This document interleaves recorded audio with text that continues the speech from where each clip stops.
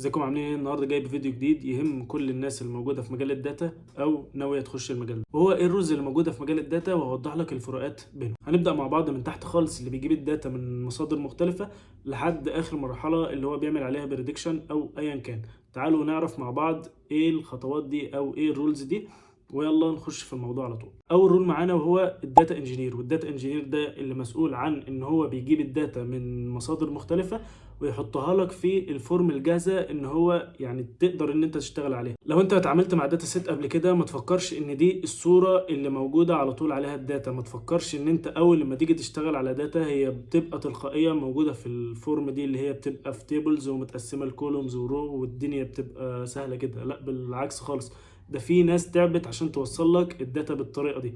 طيب هما بيعملوا ايه؟ بالمختصر او بالبلدي كده، هو بتبقى عباره عن بايب لاين او ماسوره. الانبوت داتا بتاعتها عباره عن رو داتا جايه من مصادر مختلفه. اي مصدر ممكن تتخيله بيكون فيه داتا او ممكن ان انت تستخلص منه داتا، بيكون الداتا انجينير مسؤول ان هو يجيب لك داتا منه، وبيعمل عليها يعني عمليات ترانسفورميشنز، بحيث ان الداتا دي في الاخر تطلع من البايب لاين دي بالصوره اللي انت محتاجها، سواء بقى سي اس في او اي شكل انت بتبقى محتاج ان انت تشتغل الداتا عليها. بس هو اللي بيظبط الجزئيه دي، وبيعمل كده باستخدام تولز زي هادوب، سبارك، سيكوال، اي حاجه ممكن تتعامل بالداتا هو بيبقى متخصص في الجزئيه دي. تاني رول معانا وهو الداتابيز ادمنستريتور، وده بالمختصر هو اللي بيكون مسؤول عن المخزن بتاع الداتا وير هاوس اللي انت بتحط فيه الداتا. وده بيكون يعني مسؤول عن اي حاجه، او اي مثلا امان، اي حاجه تتخيلها مسؤوله عن او موجوده في تخزين الداتا، هو ده اللي بيكون متخصص في الجزئيه دي. نيجي بقى اللي بعد كده وهو الداتا اناليست او البيزنس اناليست. هو في فرق بسيط بين المصطلحين دول او بين الشغلانتين دول، وهو يعني هما في الاخر يعتبر شغل واحد وبيستخدموا نفس التولز ونفس طريقه التفكير.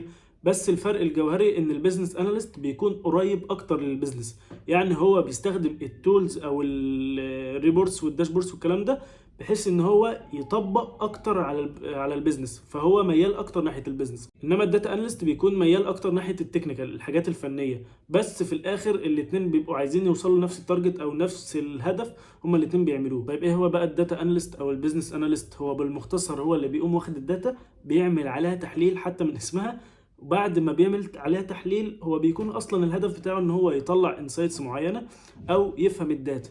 بحيث مثلا انت الشركه بتاعتك جت في سنه كذا خسرت بمقدار كذا، او جت في سنه كذا كسبت بمقدار كذا، فهو عايز يعرف المشكله فين او الحاجات اللي انت عملتها على مدار مثلا ما الشركه فتحت، ويبدا ان هو يطلع الانسايتس، ويبدا ان هو يعمل لك ريكومنديشنز بحيث ان هو يحسن من الربح بتاع الشركه. او الشركه مثلا دي مثلا كانت بتخسر السنه اللي فاتت، هو خلاص هياخدك من حته الخساره دي ويظبط لك الدنيا. فهو اللي بيعمل لك الداشبوردز او الريبورتس اللي هي بتتعرض على الاونر بتاع الشركه، بحيث ان هم يقدروا ياخدوا قرارات تفيد الشركه وكده. الرول اللي بعد كده وهو الداتا ساينتست، والداتا ساينتست بالمختصر هو الرول بتاعته ان هو بيعمل لك بريدكشن على الداتا. يعني ايه بريدكشن؟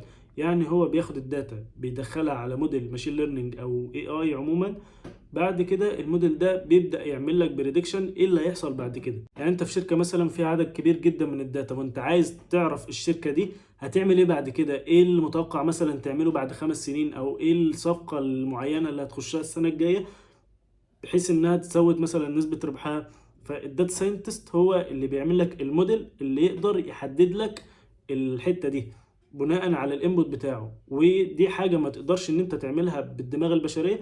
ليه؟ لان انت في الحتة دي بتتعامل مع كم كبير جدا من الداتا، محدش يقدر ان هو ياخد قرار بس بمجرد ان هو يقوم بص للداتا وخلاص. لا، ده بيبقى فيه كولومز كتير وفي حاجات كتير بتأثر على القرار. فالداتا ساينتست هو اللي بيعمل لك الموديل بحيث ان هو يربط لك كل الفيتشرز دي ببعض، ويقدر ان هو ياخد لك قرار بناء على الداتا دي. بالمناسبه الداتا ساينتست لازم يكون داتا اناليست شاطر، عشان جزء كبير من شغله بيكون معتمد على قد ايه هو فاهم الداتا.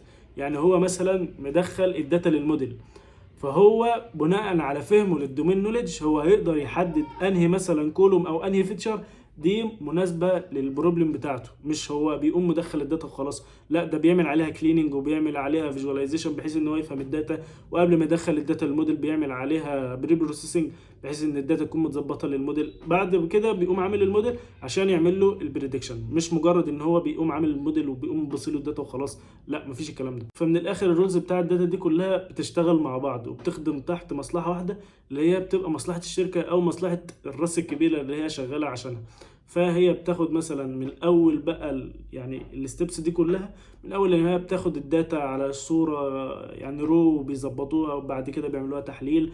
بعد كده بتمشي بقى يعني في الخطوات اللي لسه قايلها دي لحد ما توصل لمرحله البريدكشن، بحيث ان هم يقدروا ياخدوا القرار مظبوط. وكده نكون خلصنا الفيديو ده. كان فيديو بسيط بيوضح الفروقات بين كل رول موجود في الداتا. لو انت عايز تعرف اكتر عن كل رول خش واقرا عنه، لان ده كل تراك بتفضل تتعلمه في وقت قد كده، وكل تراك ليه تولز ودنيا تانية خالص. فانا بس كنت بوضح لك الفروقات الجوهرية بين كل تراك والتاني. ولو عجبك الفيديو متنساش تعمل لايك وشير وسبسكرايب، تروق عليا. ولو في حاجة ما فهمتهاش اكتب تحت في الكومنتس وانا هرد عليك ان شاء الله. طبعا سلام.